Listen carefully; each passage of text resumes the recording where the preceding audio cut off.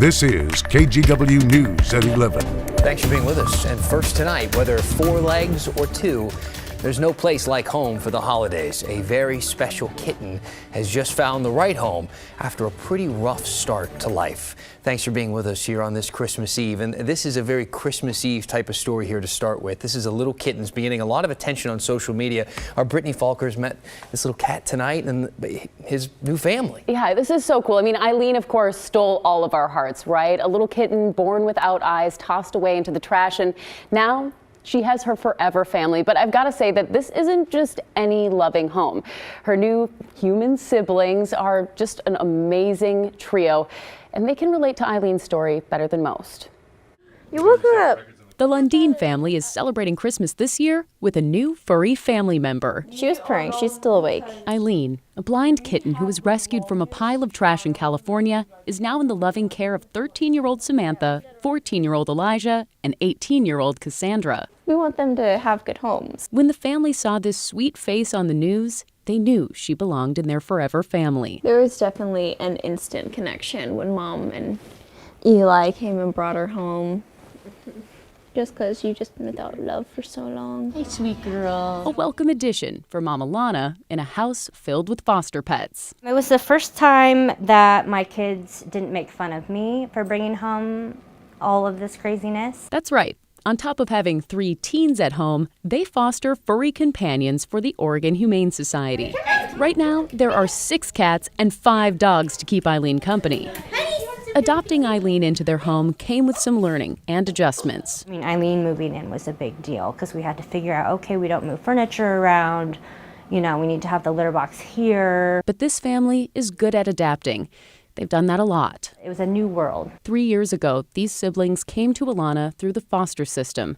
They were neglected, malnourished, and scared. It was heartbreaking. I honestly cried every night for probably a year straight. Just because things would come up that they would share with me about their life that was so wrong to me. In November, Alana went from foster mom to just mom when she officially adopted all 3. And that might be why Eileen is such a perfect fit for this family. For me, when I heard about it, it was just like connected with our story. Like, we weren't treated well, we didn't have stable food. Like, we would go weeks without eating sometimes, and there was just like hearing about her being found like that, and she was like just a baby, like just in a dumpster wrapped in a Taco Bell wrapper. Like, it was terrible, and like I felt like we could give her a home that she could enjoy and love. So I feel like that's what our new mom has done for us, and I felt like we could do that for her. Another cat in this already full house might sound like chaos to most, but for kids who've experienced trauma, these animals brought calm. A lot of calm. It used to be much louder. Because when you have this like little, like tiny little thing toying really loudly, you're like, oh my gosh, that's adorable.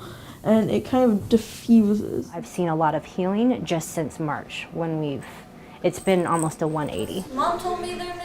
These kids get just as much out of fostering these cats and dogs than perhaps the animals themselves. They get pretty greedy. They've learned empathy because that's something that's very difficult to teach when you don't come from a home that has made that a habit, and then also unselfishness. I felt like it did teach us something great. Like, you need to be able to love, but once they're gone, you need to be able to look. That was a lot more philosophical than I was expecting from you. Now, Eileen has her new forever family. You just need someone to love them. An amazing family where healing happens together. Yeah, it's been a huge blessing, and I wouldn't trade it for anything. Gosh, just really great kids and a truly selfless mom. And I have a little fun fact here. Alana and Elijah actually woke up at midnight in order to get to the Humane Society on the morning Eileen was available for adoption.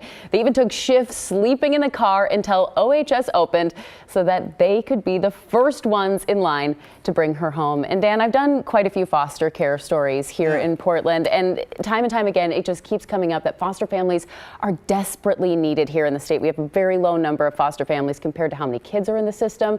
So we've got some links how you can learn more to become a foster parent or help out in that situation. You really just get a glimpse of the type of people who do that amazing work there. What was the mother's name? Alana? Alana. Oh my gosh. I mean, just the kind of home that she's created there.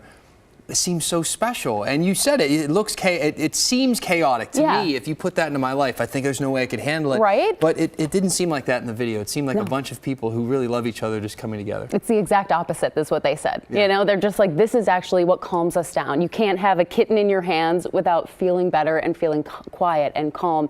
And that's exactly what these kids need. Good story to start off our Christmas Eve coverage here. Brittany, thank you so much.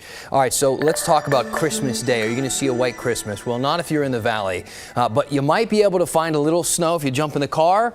That's one of the perks of living here in this area, I guess. Joe Ranieri here with the latest for us. Hey, Joe. Jump in the car. Hey there, Dan, and go west over the Coast Range. Believe it or not, we're not talking the Oregon Cascades as much, but yeah, there will be up to maybe an inch of snow throughout parts of the Coast Range and maybe into parts of the Columbia River Gorge. It's a weak system, so don't expect to see widespread snow, unfortunately. So the chances of seeing a white Christmas here in downtown Portland, it's a goose egg for this year. But you can see on the radar, we have been picking up a steady stream of showers here the last couple of hours. They'll kind of let up a little bit heading into the early morning hours, but you'll notice a little bit of some snow over the Coast Range, basically at 1,500 feet or so. Also some areas of freezing rain along with those snow showers. So be aware of some slick roads late tonight and into tomorrow. As we look at the travel conditions, there is also going to be some thick fog, maybe the potential for some freezing fog in some of the rural areas throughout along Highway 26 into Washington County.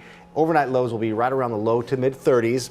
And then if you're to be heading over the Coast Range at all or in the Columbia River Gorge, there's a slight chance to see some light snow. But again, it's not going to be accumulating to a whole lot. I'll break down your travel forecast and, of course, your Christmas Day forecast in about 10 minutes. All right, you got it, Joe. Talk to you soon. Thank you. Hey, I want to give you guys a quick live look at some breaking news. This is a fire. One person has been injured. We know that. This is in Beaverton. Again, this is a live look at the scene on Southwest Friendwood Way. That's just south of Highway 26. You see the flashing lights. Firefighters found one person hurt there when they got to the scene, and flames at the time coming out of the roof of the home. As you can tell now, the fire appears to be out.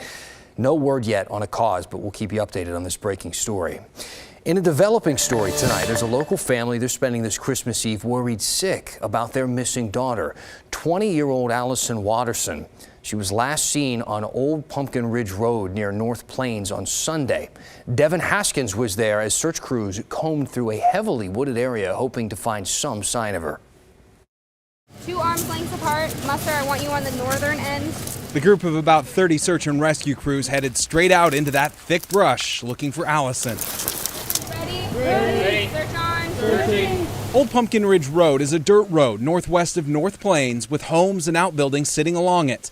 Allison's mom, Misty, hopes homeowners will check their property. Anywhere somebody might be, like trying to get warm or seeking shelter. If you know of an abandoned property that, hey, maybe somebody might try and find shelter there, please check for me. The 20-year-old was reported missing Monday morning after going on a hike with her boyfriend the day before. The two somehow became separated. So this is where I park my truck at night, and he was sleeping in the back of the truck here. He was inside the vehicle here. Ralph Medica woke up Monday morning, was shocked to find Benjamin Garland asleep in the back seat of his truck.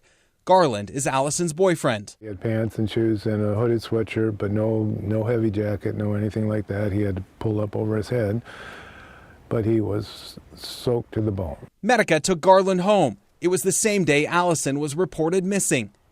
Family says the disappearance isn't like Allison, and especially days before Christmas. She's a little homebody, and I know she's very probably freezing and scared and just wanting to be home with her mommy. We need a Christmas miracle right now. Allison is 5'7", 120 pounds, has teal hair like this picture, and blue eyes. Sheriff's office arrested Benjamin Garland yesterday on charges unrelated to her disappearance and says search crews will be back out again tomorrow at first light to search for Allison. Devin Haskins, thank you for that story. There's some big news we want to tell you about tonight from one of Oregon's biggest companies. The CEO of Les Schwab Tires confirmed that the company is in fact up for sale. Bloomberg first broke this story and says the deal could be worth upwards of $3 billion. Les Schwab started the company in Central Oregon in 1952. It now employs more than 7,000 people at nearly 500 locations. Schwab made it clear that he always wanted the company to stay in the family. He passed away in 2007. The current CEO says they decided it was time to look for new owners to ensure the future of the company. A Portland woman thought she had the perfect Christmas gift picked out for her in-laws, a hand-drawn family portrait, including her late father-in-law. Instead, she told our Kristen Severance that she's now out hundreds of dollars and has no present at all.